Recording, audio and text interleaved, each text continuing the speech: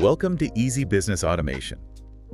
Today we're going to talk about something that I think every small business owner feels in their bones. Oh, yeah. That feeling of letting things slip through the cracks, specifically follow-up. The lead follow-up black hole. You're busy, you send the quote, and then silence. Exactly. You're out there actually doing the work, and the chase just gets forgotten. And that's not just a feeling. It's a measurable and honestly a huge problem. We were looking at some stats on this, and one just jumps off the page. Get this. 80% of sales require 5 or more follow-ups to close. 5 touch points. But, and this is the kicker, nearly half of salespeople, 48%, give up after just one single try. So they're leaving almost all the money on the table. All of it. It's a decision to stop, just because the system isn't there to make it easy. Okay, so that's our mission for this conversation. We want to give you a really simple, practical way to think about email and SMS automation. Right. Not super technical. No, just a framework, a way to build a real system so that no lead, no past customer ever gets forgotten again.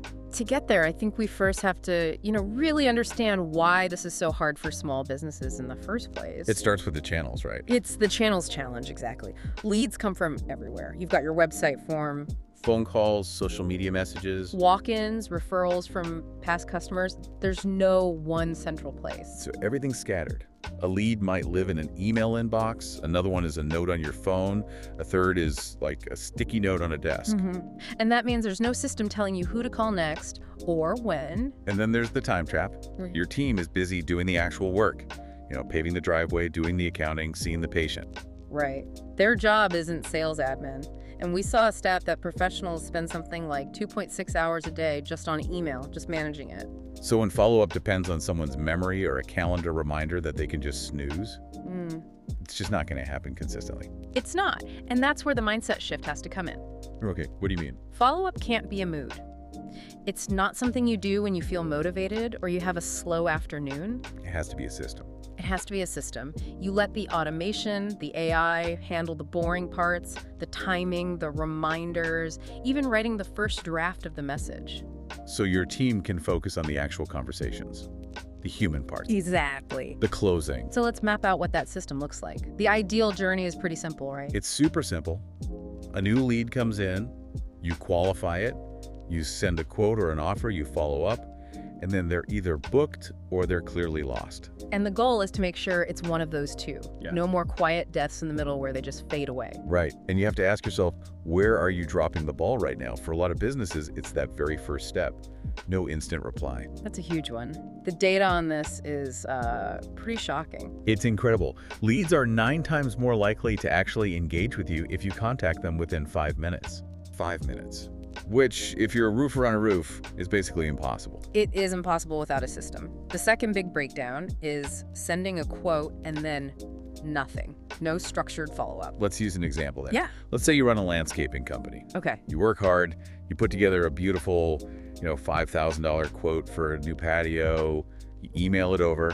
Then you're on a job site for the next 3 days with bad cell service. That quote is just sitting there. It's just sitting there getting buried in their inbox. And then the competitor, who sent a quick text 2 hours later just to say, hey, got the quote, any questions?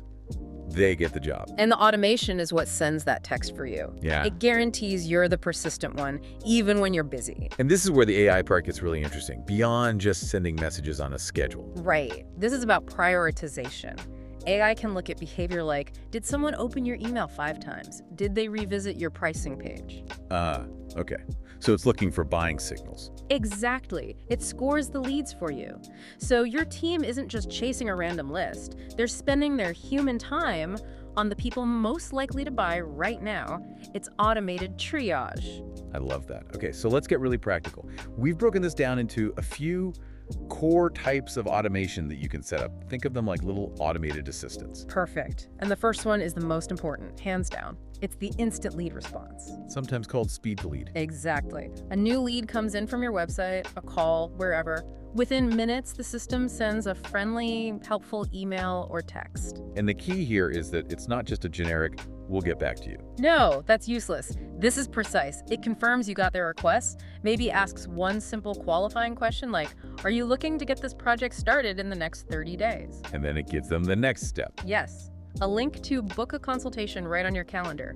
You're capturing their interest while it's still hot. Okay, that's a game changer. What's number 2?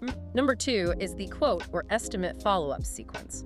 So after you send that proposal, the system takes over. So it starts a little sequence of messages. It's a short sequence. And we found a great tip here.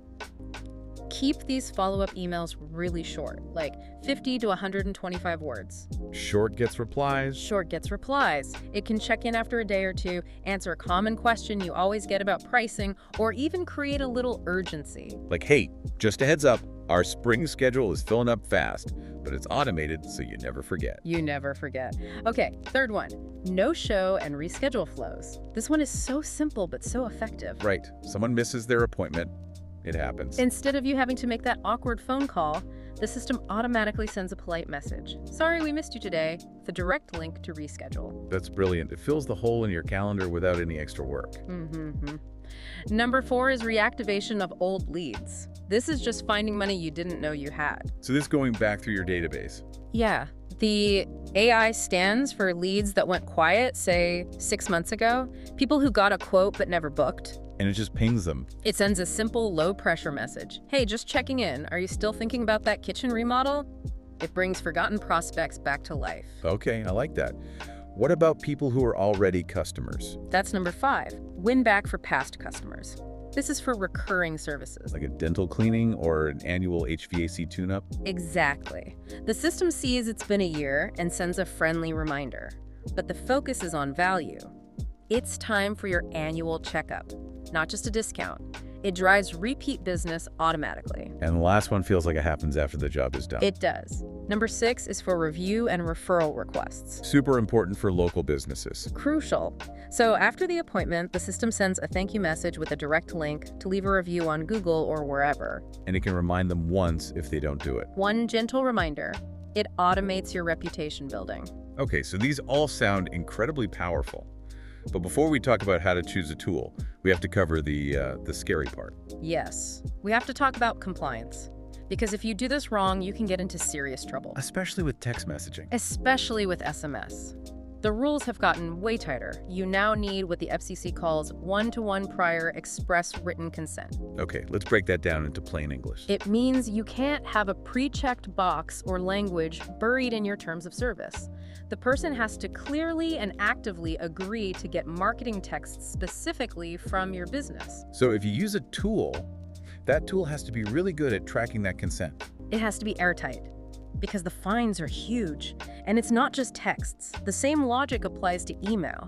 You need to get your technical house in order. You're talking about making sure your emails don't just go straight to spam. Exactly. It's called domain authentication. Setting up things like SBF and DCOM. It sounds technical, but it's basically giving your email a digital passport. So Gmail and Microsoft know the email is really from you. Yes. If you skip this, all those perfectly written follow-ups you automated will be completely invisible.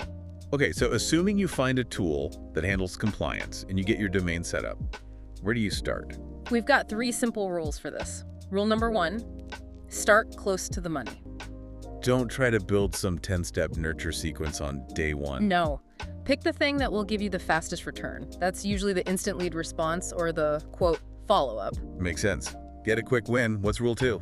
Connect your systems. The tool you pick has to talk to the things you already use. Your website forms, your booking calendar, your CRM. Yes, the AI needs that data to be smart.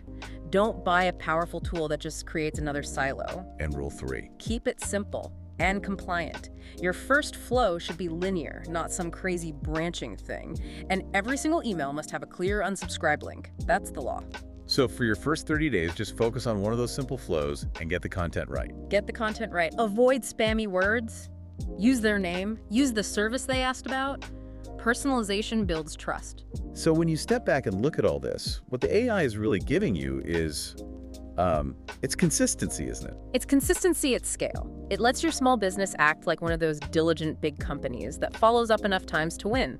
It takes all that repetitive work off your plate. And that changes the job for your team, right? They're not sending just checking in emails anymore. Not at all. The AI is the assistant. It frees up your people to do what humans are best at. Creative problem solving, building real relationships, handling a complex negotiation, the high-value work. That's the core of it. The machine handles the persistence so the human can handle the persuasion. So here's the final thought.